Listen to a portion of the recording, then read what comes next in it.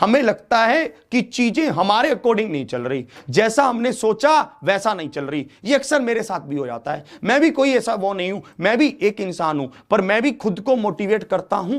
भाई साहब, जो चीजें हम जैसी प्लानिंग करते हैं, कई बार वो चीजें वैसी नहीं होती हैं, तो मन में एक बहुत व्याकुलता पैदा हो जाती है कि यार मैं कुछ भी सोचता हूं वो चीजें वैसी नहीं होती। इसके ऊपर चर्चा करने वाले हैं हम। मैं आपको यह समझाना चाहता हूं कि कुछ चीजें ऐसी होती हैं जो कभी कभी भगवान के हाथ में भी छोड़ देनी चाहिए। वो समय के साथ अपना रिजल्ट दे देती हैं और समय के साथ ठीक हो जाती हैं। इस बात को आपको समझना होगा। देखो, एक बात मैं आपको समझा देता हूं। अगर मान लेते हैं आज आपने ग्रुप डी की तैयारी करने को सोचा, मान लेते हैं कि आज आपने किसी भी ऐसे एग्जाम की तैयारी करने को सोचा जो आपका क्लियर नहीं हो पाया, मान लेते हैं 2 महीने बाद आप उससे बड़ी वैकेंसी आ गई और आपने सोचा कि यार इसकी तैयारी करते हैं, और वो एग्जाम क्लियर हो गया। जिंदगी में चलते चलते जब डिप्रेशन आने लगता है तो कुछ चीजें ऊपर वाले के ऊपर भी छोड़ देनी चाहिए कि यार जैसा वो चाहेगा वो वैसा कर लेगा। एक बार भगवान हनुमान जी श्री राम जी को बताते हैं कि कैसे जब वो लंका गए तो उनके साथ कुछ घटनाएं घटी।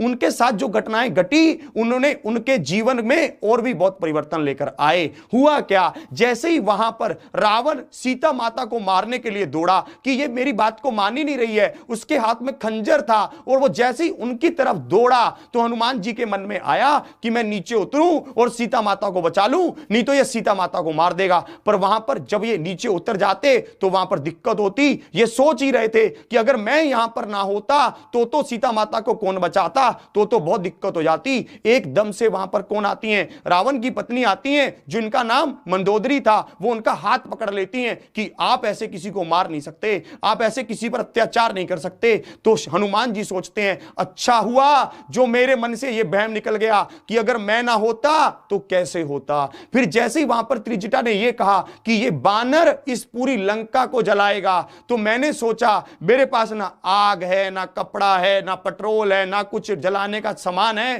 पेट्रोल तो उस समय क्या ही होता था, मतलब जो जिस भी चीज से आग लग सकती है वो मेरे पास कुछ भी नहीं है। मैं सोने की लंका को कैसे जला दूंगा। मेरे मन में ये विचार चल रहे थे। ऐसे ही मुझे क्या हुआ, वहां पर घूमती हुई सेना ने देख लिया। उन्होंने जैसे ही मुझे देखा वहां से आवाज आई मारो मारो मारो, और वो मेरे को मारने के लिए दौड़ पड़े। वहां पर क्या हुआ, विभीषण जी को आपने भेज दिया। विभीषण जी एकदम से आए, उन्होंने कहा आप किसी दूत को ऐसे मार नहीं सकते। मैं समझ गया भगवान ने मेरे को बचाने के लिए इनको भी भेज दिया है। भाई साहब, जैसे ही वो आए उनको कहां लेकर गए, रावण जी के पास लेकर गए। रावण ने कहा कि इस बानर को मारा नहीं जाएगा, इसकी पूंछ में आग लगाई जाएगी। भाई साहब, जैसे ही उसने ये कहा मैं समझ गया भगवान तुम्हारी लीला क्या है। आपने इसका भी बंदोबस्त कर रखा है कि आग लगेगी कैसे। ये अपने जलन का अपने सामान खुद लेकर बैठा है और खुद मेरे को लाकर देगा। जब उन्होंने मेरी पूंछ पर आग लगाई तब भी मुझे आप पर पूरा विश्वास था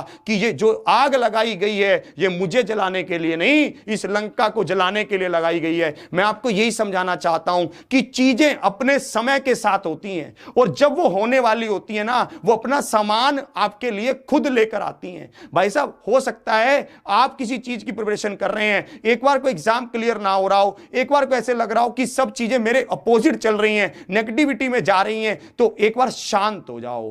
ठीक है, बस अपने रास्ते पर चलते रहो। अगर हनुमान जी लंका ना ही पहुंचते तो क्या वो लंका जला पाते? नहीं। वहां तक पहुंचना, वहां तक चलना, वहां पर पहुंचकर देखना और चीजों का इंतजार करना नहीं कहूंगा, मतलब चीजों को करना ही तुम्हारा कर्म है। बाकी जो चीजें रिक्वायरमेंट होंगी वो ऊपर से सप्लाई हो जाएंगी अपने आप, बस तुम चलते चले जाओ। एक हमारे अभी साथी हैं सुकुमार जी, अभी कल ही उनका मैसेज आया कि उनका वेस्ट बंगाल पीएससी क्लर्कशिप का एग्जाम क्लियर हुआ है।